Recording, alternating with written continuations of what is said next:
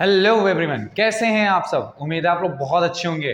तो आज का जो हमारा टॉपिक होने वाला है, जैसा कि हमने पहले पिछला जो वीडियो डाला होगा फिनिशिंग से रिलेटेड, तो उस वीडियो में मैंने बताया था आपको कि वाटर प्रूफिंग कैसे करते हैं, किसी भी फैब्रिक पर वाटर प्रूफिंग के लिए कौन कौन सा केमिकल यूज करते हैं और क्या होता है वाटर प्रूफिंग में। जनरली जो हमारा वाटर प्रूफिंग होता है, वाटर प्रूफिंग में हमारा जो फैब्रिक है वो पूरी तरीके से प्रूफ हो जाता है। किस चीज से प्रूफ हो जाता है? वाटर से।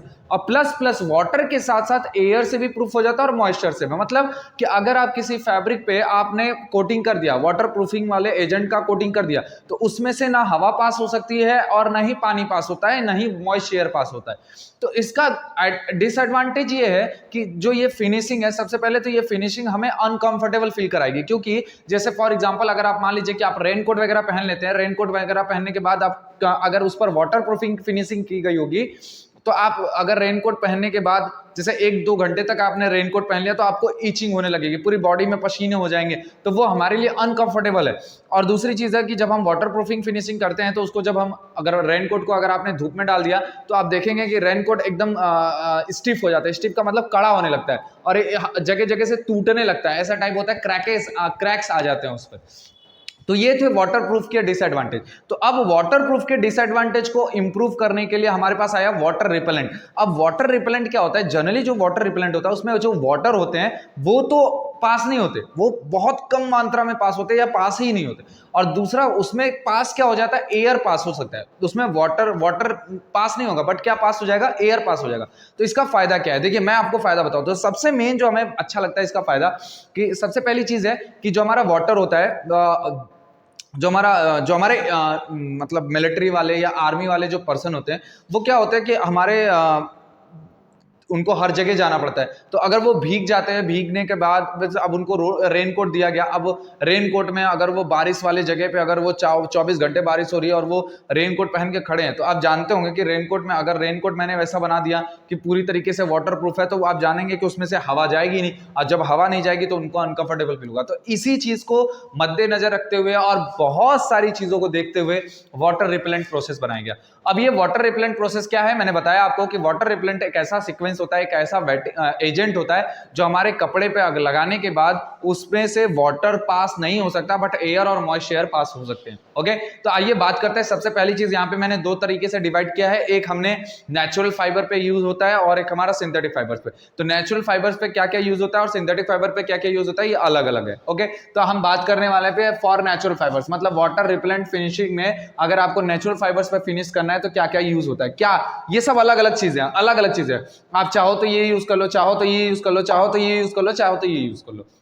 तो सबसे पहला है मेटालिक सोप। देखिए सिंपल सी बात है, जब हमारे पास एडवांटेजेस नहीं थी, मतलब जब हमारे पास मशीन नहीं थी, हम बहुत सारे केमिकल्स के बारे में नहीं जान रहे थे, तो सबसे पहले हमने क्या किया था कि एल्यूमिनियम स्टीयरेट का यूज किया। एल्यूमिनियम स्टीयरेट या फिर जिरकोनियम स्टीयरेट का यूज करके उसको इमल्सन और वैक्स के साथ मिलाकर हमने क्या कर दिया? कोट कर दिया। मतलब कि आप समझिए कि हमारा ये सोप ही है, एक तरीके से ये क्या है? सोप है, बस इतना समझिए। या एल्यूमिनियम एसीटेट भी यूज कर सकते हैं, एल्यूमिनियम एसीटेट और सोप भी यूज कर सकते हैं। जैसे सोप ले लीजिए, यहाँ पे मैंने केमिकल नाम लिखा है, बस देखिए सोप ले लीजिए, कोई भी सोप ले लीजिए, उसके साथ आप एक सोप ले लीजिए, सोप का कंटेनर ले लीजिए, अब उसमें से फैब्रिक को ले जाइए, कपड़े को ले जाइए, फिर उसके बाद उसको ट्रीट करा दीजिए एल्यूमिनियम एसीटेट से। तो एल्यूमिनियम एसीटेट से भी ट्रीट करवा देंगे, तो ट्रीट करवाने के बाद हमारा जो फैब्रिक हो जाएगा वो कैसा हो जाएगा? वाटर रिपेलेंट हो जाएगा। वाटर रिपेलेंट का मतलब पानी को रिपेल करेगा, पानी को बाहर फेंकेगा, पानी अंदर नहीं आने देगा। तो मेटालिक सोप मतलब ये एक्चुअली हमारा सोप ही है एक तरीके से, ये वैक्स है, ये सोप है, इन दोनों के साथ रिएक्शन करवाते हैं तो हमारा एक कंपाउंड बनता है, वो कंपाउंड हमारा। लेकिन ध्यान दीजिएगा, पहले हमें इससे ट्रीट करवाना होगा, फिर हम इससे ट्रीट करवाएंगे, पहले हम इससे ट्रीट करवाएंगे फिर इससे, मतलब दो स्टेजेस हो जाते हैं। एक पहले हम एल्यूमिनियम स्ट्रेट जर्कोनियम से ट्रीट करवाएंगे, फिर उसके बाद एमल्सन वैक्स से ट्रीट करवाएंगे, तब हमारा फैब्रिक क्या हो जाएगा? वाटर रिपेलेंट हो जाएगा। बट आप अगर 1-2 वॉश करेंगे तो ये चीजें निकल जाएंगी। अब ये निकल जाएंगी तो क्या ये ड्यूरेबल है? नहीं। हम पता चला कि 2 वॉश किए फिर कपड़े में से वाटर रिपेलेंट हो ही नहीं रहा, कपड़ा भीग जा रहा है, तो ये तो हम इसको कट करते हैं क्योंकि ये बाहर हो गया क्योंकि इसका डिसएडवांटेज है। ओके आगे बात करते हैं ऑयल, फैट एंड वैक्सेस। आपके पास मेटालिक शॉप नहीं है तो आपके पास ऑयल हो सकता है, फैट हो सकता है और वैक्सेस हो सकते हैं। इनका भी यूज करके हम क्या कर सकते हैं, वाटर रिपेलेंट फैब्रिक बना सकते हैं। आप जानते होंगे कि वैक्स जो होता है, जो हमारा वैक्स होता है वो मोम के टाइप का होता है। मोम क्या होता है, हाइड्रोफोबिक नेचर होता है। हाइड्रोफोबिक का मतलब पानी को एब्जॉर्ब ही नहीं करता। तो हमारा ऑयल भी पानी को एब्जॉर्ब नहीं कर सकता। इन सबका तो दोनों का अलग अलग टक्कर है एकदम, कि भाई तुमसे हम नहीं मिल सकते, तुम हमसे मत मिलो। Oil, fat and waxes. तो ऑयल जो हम जनरली यूज करते हैं वो लीन सीड ऑयल यूज करते हैं। जो हम जनरली ऑयल यूज करते हैं उसको क्या बोलते हैं, लीन सीड, अलसी का तेल बोलते हैं। अलसी आपने सुना होगा तो आप समझ सकते हैं। ऑयल हम जो यूज करते हैं उसको क्या बोलते हैं, लीन सीड ऑयल भी यूज कर सकते हैं अगर आप फैब्रिक को या अपने फैब्रिक को या अपने कपड़े को वाटर रिपेलेंट बनाना चाह सकते हैं तो। फैट एंड वैक्सेस में क्या है, पैराफिन वैक्स यूज कर सकते हैं। क्या यूज कर सकते हैं, पैराफिन वैक्स। पैराफिन वैक्स को यूज करिए किसके लिए, आप पैराफिन वैक्स को यूज कर सकते हैं वाटर रिपेलेंट फैब्रिक बनाने के लिए। देखिए जो हमारा जनरली मार्केट में जाएंगे तो आपको पैराफिन वैक्स मांगेंगे तो वो समझेगा नहीं। आपको क्या बोलना पड़ेगा, वैक्सॉल पीए। ये जनरली ट्रेड नेम है, मतलब जो कंपनियां बनाती हैं ऐसी केमिकल्स को तो वो अपने नाम पे मतलब किसी नाम पे रख देती हैं। तो यहाँ पर हमारा वैक्सोल पीए जो है पैराफिन वैक्स है, जिसका यूज हम वाटर रिपेलेंट बनाने के लिए करते हैं फैब्रिक को। तो कैसे करेंगे वो यहाँ पे समझिए। देखिए यहाँ पे हमारा फैब्रिक है, फैब्रिक को हम करेंगे वैक्स इमल्सन। वैक्स इमल्सन मतलब ये जो वैक्स हम यूज करेंगे, वैक्स को अच्छे तरीके से मेल्ट कर लेंगे, घोल लेंगे अच्छे तरीके से, और उसको लेना कितना है, 60 ग्राम पर लीटर। कितना लेना है, 60 ग्राम पर लीटर। तो पैराफिन वैक्स में हमने इसको डुबो दिया। फिर डुबोने के बाद हमारा दूसरा कंटेनर होगा, वो होगा एल्यूमिनियम एसिटेट का। किसका होगा, एल्यूमिनियम एसिटेट का, जो है हमारा 60 ml पर लीटर, 60 ml पर लीटर। इसके साथ फिर हम इस कपड़े को क्या करेंगे, ड्राई करेंगे और पहले स्क्वीज करेंगे, मतलब कपड़े को निचोड़ लेंगे। मतलब इन दोनों से ट्रीट करने के बाद कपड़े को निचोड़ देंगे। कपड़े को निचोड़ने के बाद उसको हम स्क्वीज कर देंगे, निचोड़ना मतलब स्क्वीज करना। फिर हम ड्राई करेंगे कितने टेम्परेचर पे, 110 डिग्री सेल्सियस पे, और आपका फैब्रिक कैसा हो जाएगा, वाटर रिपेलेंट हो जाएगा। Got it. आगे चलते हैं। ये हमारा पहला था, ये हमारा दूसरा था। बट इसको भी कहीं ना कहीं अगर आप इसमें बहुत सारे वॉश कर लेंगे, मतलब बहुत सारे वॉश का मतलब है भाई सिंपल सी बात है, इसमें अगर एक या दो वॉश किया तो खत्म हो गया। इसमें कहीं ना कहीं थोड़ी सी वॉशेज अगर आपने ज्यादा रगड़न के साथ कर दिया, मतलब इसकी जो वॉशिंग फास्टनेस होती है वो तो ठीक है, अच्छी है। बट आप जानते होंगे कि आप जब भी कपड़े आप किसी दुकान पे अगर आप ड्राई क्लीनिंग के लिए देते हो तो वो आपके कपड़े को ऐसे पटक पटक के धोता है। तो ऐसे पटक पटक के जब धोएंगे तो ये सारी चीजें बाहर निकल जाएंगी, और ये चीजें बाहर निकल जाएंगे मतलब ये देखिए फास्ट टू वॉशिंग है, वॉशिंग अच्छे से हो जाएगा, वॉशिंग फास्टनेस इसकी अच्छी है। बट अगर आपने इस पर ड्राई ट्रीटमेंट का मतलब जो ड्राई क्लीनिंग होता है, ड्राई क्लीनिंग अगर आपने किया तो ये वैक्सेस और ये सारी चीजें बाहर निकल जाएंगी, और बाहर निकल जाएंगे तो इसकी जो प्रॉपर्टीज है वो आप खोल देंगे। अब आते हैं हम, तीसरा है पैराडीनियम कंपाउंड। ये देखिए पैराडीनियम कंपाउंड जनरली किस पर होता है, कॉटन, रेयन और सिल्क और वुल, ये सब तो नेचुरल फाइबर है। पैराडीनियम कंपाउंड जो है हम इतने फाइबर्स पे कर सकते हैं। Chemically react to the hydrocarbon compound, मतलब जिस भी फाइबर में हाइड्रोकार्बन कंपाउंड्स होंगे उनके साथ ये क्या करता है, केमिकली रिएक्ट करता है। ये दोनों देखिए केमिकली रिएक्ट नहीं कर रहे थे, ये क्या हो रहा था, डिपॉजिट हो रहे थे। डिपॉजिट होने का मतलब फाइबर फैब्रिक के ऊपर डिपॉजिट हो रहे थे। तो कहीं ना कहीं डिपॉजिट होने वाला जो सब्सटेंस होता है वो कहीं ना कहीं कुछ टाइम बाद निकल जाता है। लेकिन ये जो पैराडीनियम कंपाउंड है, ये पैराडीनियम कंपाउंड क्या करता है, हाइड्रोकार्बन जो हमारे केमिकल्स होते हैं, जो हमारे फैब्रिक के जो हमारा फाइबर होता है उस फाइबर के साथ बॉन्ड बनाते हैं, और बॉन्ड बनाए हुए कंपोनेंट्स जल्दी निकलते नहीं है। तो यहां पर हम क्या यूज करते हैं, पैराडीनियम कंपाउंड में सबसे पहले है वेलन पीएफ। ये नाम है, ये ट्रेड का नाम है, मतलब आप अगर मार्केट में जाओगे तो आपको ये बोलोगे तो ये पैराडीनियम कंपाउंड देगा। तो वेलन पीएफ ये निकल लेते हैं 2 से 3%। इसमें सोडियम एसिटेट मिलाते हैं, ये लिक्विड फॉर्म में आता है, इसको घोल देंगे। घोलने का मतलब विस्कॉस होता है, विस्कॉस का मतलब समझते हैं गाढ़ापन होता है, हाँ ठीक है। वेलन पीएफ लेते हैं 2 से 3%। सोडियम एसिटेट रहते हैं, ये क्या करता है, न्यूट्रलाइज करता है। किसको न्यूट्रलाइज करता है, वेलन पीएफ का। वेलन पीएफ जो होता है वो हमारा एसिडिक, थोड़ा सा हम जब वेलन पीएफ जो बन के आता है उसमें थोड़ी सी एसिडिक मीडियम होती है, तो उसको न्यूट्रलाइजेशन के लिए सोडियम एसिटेट डाल देते हैं। टाइम हमारा 2 से 3 मिनट है, सॉरी यहाँ पे मैंने लिखा नहीं, 2 से 3 मिनट है टाइम हमारा, 2 से 3 मिनट। टेम्परेचर ऑफ ड्राइंग 101 से 2 मतलब 100 टू 120 डिग्री सेल्सियस, मतलब इतने टेम्परेचर पे हम इसको ड्राई कर लेंगे। ड्राई करने के बाद हमारा फैब्रिक क्या हो जाएगा, हमारा फैब्रिक क्या हो जाएगा, फैब्रिक क्या हो जाएगा, फैब्रिक क्या हो जाएगा, वाटर रिपेलेंट हो जाएगा। ये हम किसका यूज करेंगे, पैराडीनियम कंपाउंड। कहीं ना कहीं इसकी वॉशिंग फास्टनेस बहुत अच्छी होगी, और अगर आपने इसको ड्राई क्लीनिंग के लिए दे दिया तो 1-2 ड्राई क्लीनिंग के बाद भी बहुत बढ़िया चल जाएगा ये। आते हैं सिंथेटिक रेजिन, यहाँ पे आपको नाम दिख रहा होगा सिंथेटिक रेजिन। सिंथेटिक रेजिन इसकी जो फास्टनेस है बहुत अच्छी है। अब मैं बता देता हूँ, इसके बारे में बता देता हूँ। पहले पैराडीनियम कंपाउंड्स के बारे में समझ लीजिए। पैराडीनियम कंपाउंड जो होता है ये इतना अच्छा होता है, इतना अच्छा होता है, मतलब ज्यादा अच्छा भी नहीं होता, इतना अच्छा होता है कि पहले तो ये हमारे कपड़े को क्या कर देगा, वाटर रिपेलेंट कर देगा। क्या कर देगा, वाटर रिपेलेंट कर देगा। दूसरा, सॉफ्ट कर देता है। क्या कर देता है, सॉफ्ट फील कराता है। कपड़े को अगर आप टच करोगे तो उसका हैंडल सॉफ्ट होगा, कपड़े को मुलायम बना देता है, मुलायम भी बनाने का काम करता है। क्या, पैराडीनियम कंपाउंड। इसमें वाटर रिपेलेंट करने की क्षमता है, कपड़े को सॉफ्ट बनाने की क्षमता है, कपड़े को मुलायम बनाने की क्षमता है, ये सारी चीजें इसमें आ जाती हैं। ओके ओके ओके, आगे आगे आगे आगे हमारा सिंथेटिक रेजिन। देखिए सिंथेटिक रेजिन हमारा जब सिंपल सी बात है, जब आप फिनिशिंग इंडस्ट्री में जाते हो तो आपको अलग अलग मशीनें मिलेंगे, अलग अलग मिलेगा कि भाई ऐसा है, इस फैब्रिक कोई भी कपड़ा दे दिया जाए तो उस कपड़े में हमें क्रिस रेसिस्टेंस भी करना है, वाटर रिपेलेंट्स भी करना है, सारी चीजें करनी है।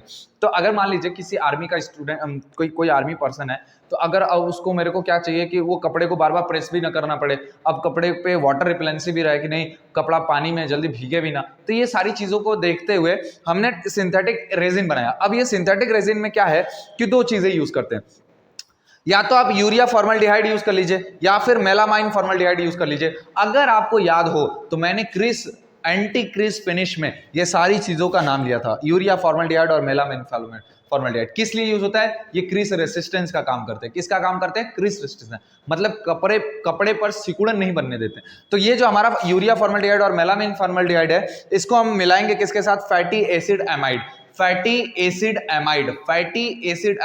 अब वो फैटी एसिड एमाइड क्या क्या हो सकते हैं, देखिए, पीवीए हो सकता है, पॉलीवेनिल एसीटेट, पीवीसी हो सकता है, पॉलीवेनिल क्लोराइड। इन सारी चीजों के साथ हम जब मिलाते हैं किसको, यूरिया फॉर्मल्डिहाइड या मेलामाइन फॉर्मल्डिहाइड को मिलाएंगे, तो जब हम मिलाएंगे तो एक नया सिंथेटिक रेजिन बनेगा, एक रेजिन बनेगा, और उस रेजिन का यूज हम क्या कर देंगे, कोटिंग के लिए कर देंगे, मतलब कपड़े पर कर देंगे। कपड़े पे जब हम कर देंगे तो हमारा जो फैब्रिक होता है वो वाटर रिपेलेंट हो जाता है। अब इसका फायदा क्या क्या है, सिंपल से समझिए।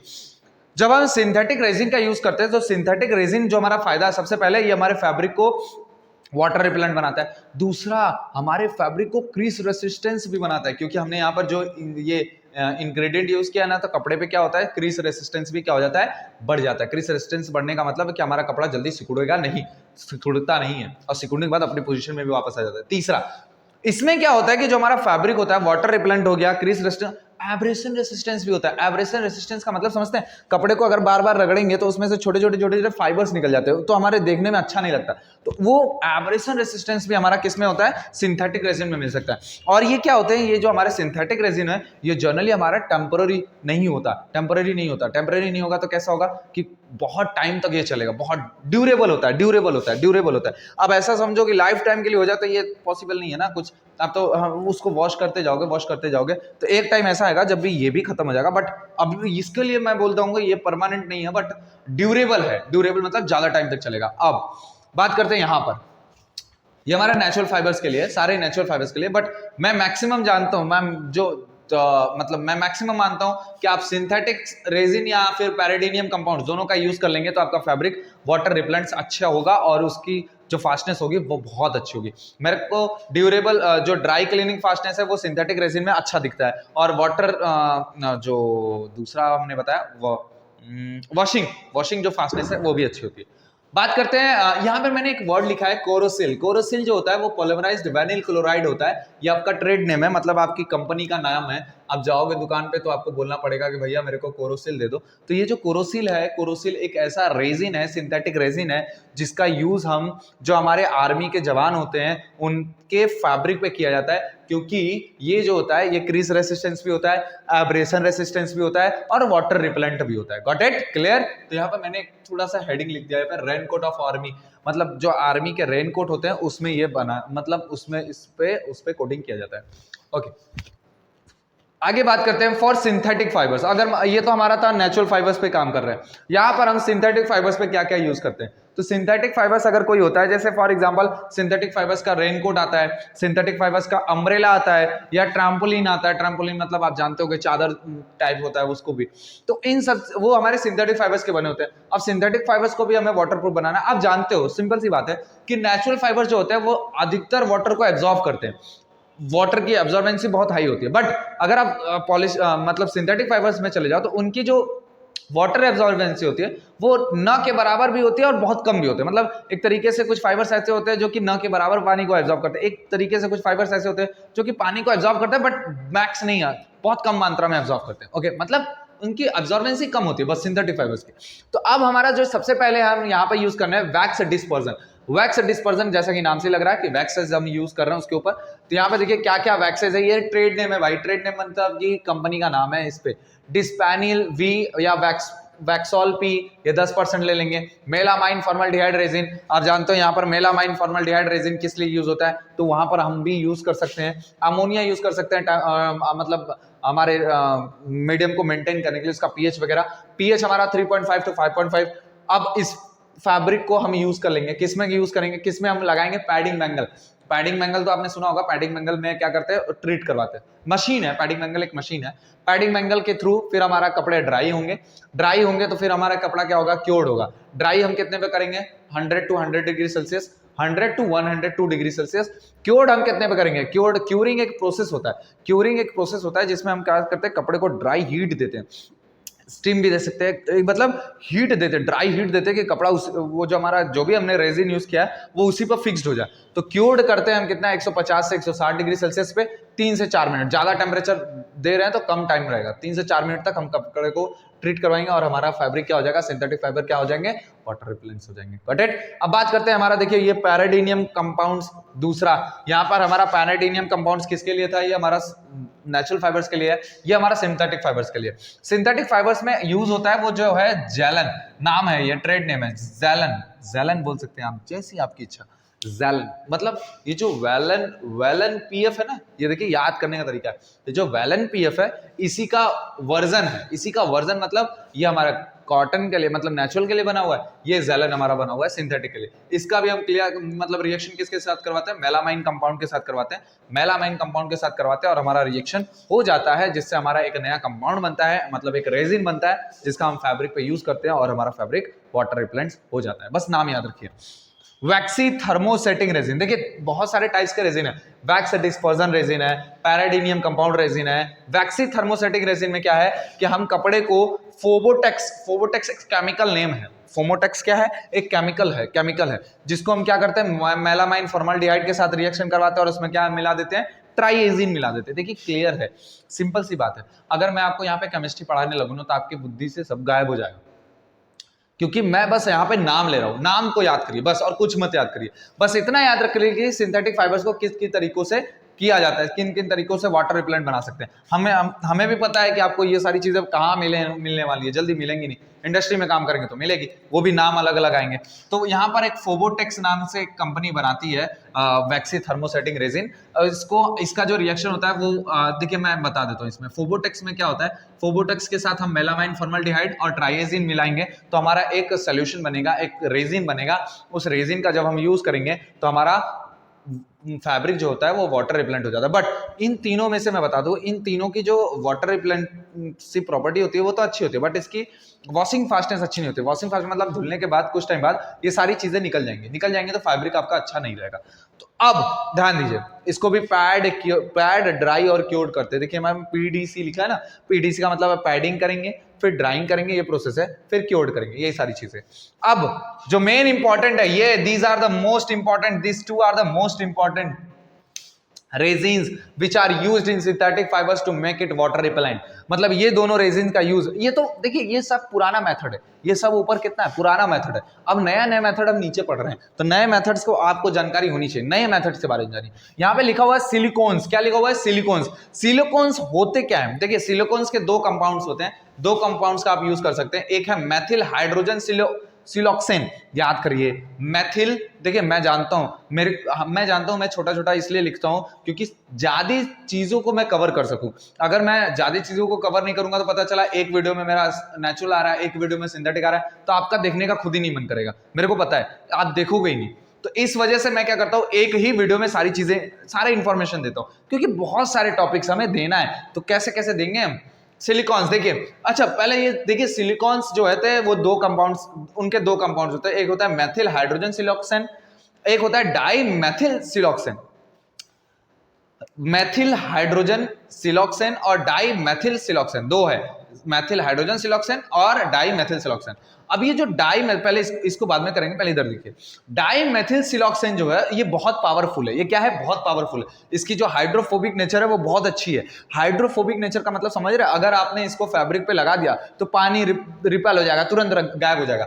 लेकिन इसका जो पॉलीमराइजेशन टेक्निक है वो है 250 डिग्री सेल्सियस। मतलब इसको बनाने का टेक्निक, इसको फाइबर के साथ कंबाइन करने का टेक्निक जो है वो 250 डिग्री सेल्सियस पे, और 250 डिग्री सेल्सियस पे अगर किसी फाइबर को ले जाएगा तो वो तो मेल्ट होना शुरू हो जाएगा। मेल्ट होने का मतलब पिघलना शुरू हो जाएगा। जस्ट वही काम होता है। इसलिए डाईमेथिल सिलोक्सेन का यूज जनरली नहीं किया जाता।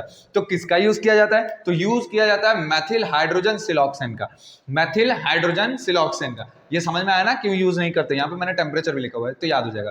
मैथिल हाइड्रोजन सिलोक्सेन के साथ हम क्या मिला देते हैं? कैटलिस्ट मिला देते हैं, उसमें सॉल्ट मिला देते हैं, थोड़ी सी सॉल्ट मिला देते हैं। किसका किसका सॉल्ट मिला सकते हैं? तो यहाँ पे नाम सुनिए, जिंक, टीन का, TIN, टीन का, या फिर टाइटेनियम का, तीनों में से किसी का भी सॉल्ट और उसके साथ कैटलिस्ट मिला दीजिए। कैटलिस्ट थोड़ा सा रिएक्शन तेज कर देता है, और मैथिल हाइड्रोजन सिलोक्सेन को मिला दीजिए। इससे क्या होगा कि हमारा जो भी रेजिन बनेगा उस रेजिन का यूज हम करेंगे और हमारा फैब्रिक वाटर रिपेलेंट हो जाएगा। किन किन फैब्रिक पे कर सकते हैं? ये किन किन फाइबर्स के साथ ये रिएक्शन करता है अच्छे से? तो देखिए यहाँ पे करता है एसीटेट रेयन के साथ, विस्कोस रेयन के साथ, पॉलिस्टर के साथ, नायलॉन के साथ, और सुनिए, ये पॉलिस्टर और कॉटन ब्लेंड पे भी बहुत अच्छा काम करता है। पॉलिस्टर और कॉटन ब्लेंड पर भी बहुत अच्छा काम करता है। कौन सा कंपाउंड? सिलिकॉनेस ना। अच्छा, इस पे क्या प्रोसेस होता है? जैसे मान लो आपका रेजिन बन गया तो हम पहले पैडिंग करेंगे। पैडिंग करने के बाद ड्राई करेंगे। ड्राई कितने पे होगा? 100 से 110 डिग्री सेल्सियस पे। फिर हम इसको क्योर्ड करेंगे। क्योर्ड कितने पे होगा? 150 से 160 degree Celsius for 2 to 3 minute. कितने मिनट के लिए? 2 से 3 मिनट के लिए। Got it? क्लियर? ओके। अब इससे भी बेहतर आ गया फ्लोरोकेमिकल्स। अच्छा, इसमें अब इसकी थोड़ी सी खासियत मैं बता दूं। इसमें जो हमारा फाइबर होता है, जो हमारा फैब्रिक होता है, वो पहले तो वाटर रिपेलेंट हो जाएगा, दूसरा एब्रेशन रेसिस्टेंस हो जाएगा। समझ में आ रहा है?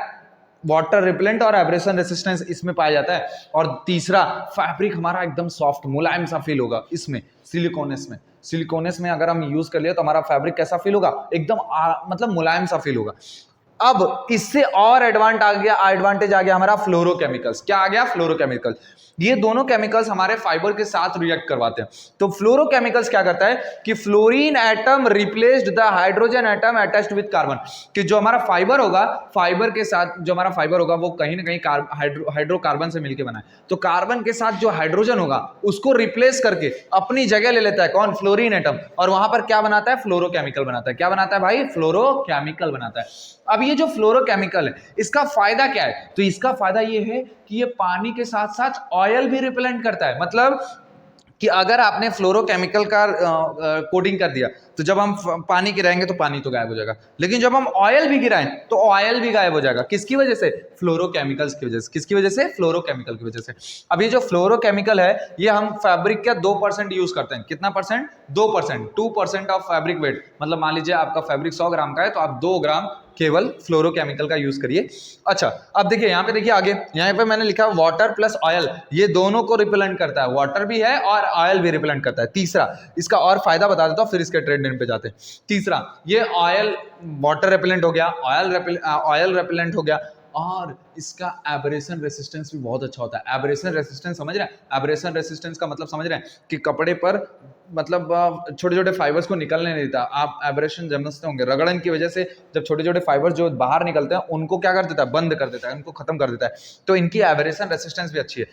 इसको नाम इसलिए अच्छा लगता है फ्लोरोकेमिकल, क्योंकि इसमें वाटर के साथ साथ ऑयल रिपेलेंट हो जाता है। अच्छा, कौन कौन से मतलब क्या नाम से आता है मार्केट में? तो देखिए यहाँ पे मार्केट में नाम से आता है सेलेनॉक्स 101। क्या आता है? सेलेनॉक्स 101, सेलेनॉक्स 101, FC 205, FC 208, FC 210, ये सब नाम से आता था। पहले जो कंपनी नाम आती थी वो FC 205, FC 208, FC 210। बट अब जो नया ट्रेड आया है, नए ट्रेड के साथ नाम आया है सेलेनॉक्सो 101, सेलेनॉक्सो 101। ये है fluorochemicals which are used to the fabric to make it water repellent. Okay, got it? अगर आपको वीडियो अच्छा लगा हो तो प्लीज वीडियो को लाइक करिए, चैनल को जितना हो सके सब्सक्राइब करिए, और अगर आपको टेक्सटाइल से रिलेटेड कोई भी क्वेश्चन हो तो आप मेरे इंस्टाग्राम पे आकर मेरे को मैसेज कर सकते हैं। Thank you. जय हिंद।